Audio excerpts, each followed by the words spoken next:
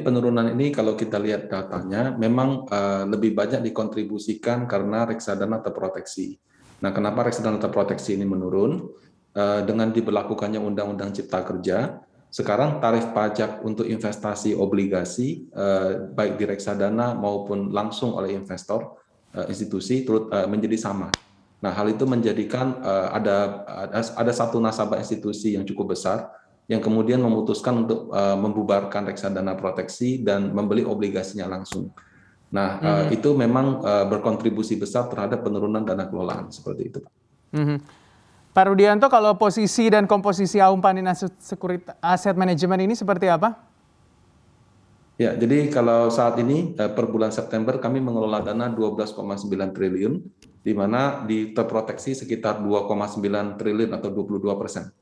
Ya, jadi kami juga mengalami sedikit penurunan dana kelolaan jika dibandingkan dengan akhir Desember 2020. Itu dikarenakan ada beberapa reksadana proteksi yang jatuh tempo, seperti itu.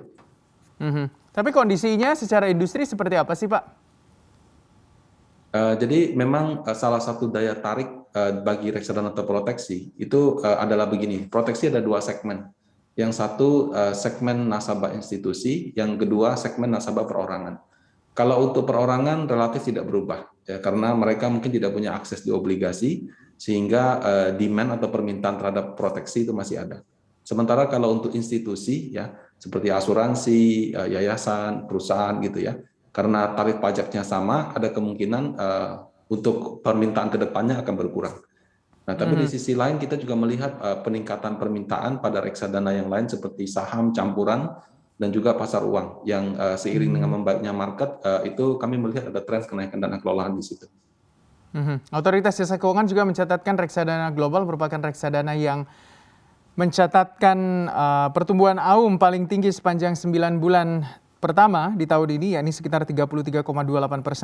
Apakah kondisi ini juga Anda melihat tercermin di AUM dari Panin Asset Management seperti apa? Nah, saat ini untuk reksadana syariah efek global, karena kami belum memiliki expertise di situ, kami tidak ada produknya. Jadi reksadana dolar kami hanya berinvestasi di Indonesia. Nah, tapi secara industri memang yang namanya reksadana syariah efek global itu ditawarkan sebagai salah satu bentuk diversifikasi. Karena pada tahun-tahun di mana harga saham Indonesia turun, harga saham di negara lain itu mengalami kenaikan.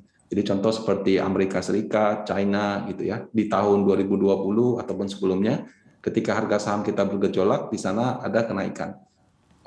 Tahun 2021 ini, apalagi setelah di kuartal 3 ya, atau semester 2 gitu, kami melihat ada pembalikan tren, di mana IHSG dari awal tahun kan juga sudah rebound cukup signifikan.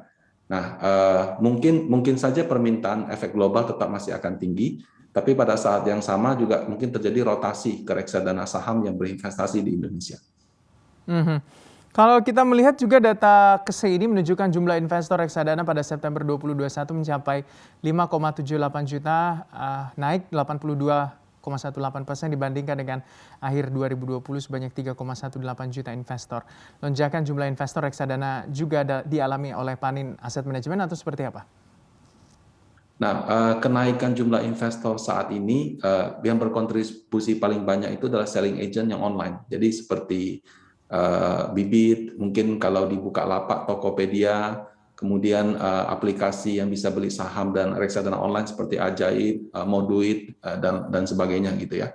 Nah, biasanya kalau kami sebagai manajer investasi, kami menunjuk mereka sebagai apart, di kami hanya tercatat satu investor karena kami hanya mencatat nama perusahaannya. Jadi peningkatan jumlah investor juga kami alami, tapi jumlah investor tepatnya itu biasanya lebih tercatat di selling agentnya tersebut gitu. Untuk informasi lebih lengkap dan berita terkait, klik link deskripsi. Dan jangan lupa juga untuk download aplikasi CNBC Indonesia yang tersedia di Play Store dan juga App Store. Jangan lupa subscribe ya.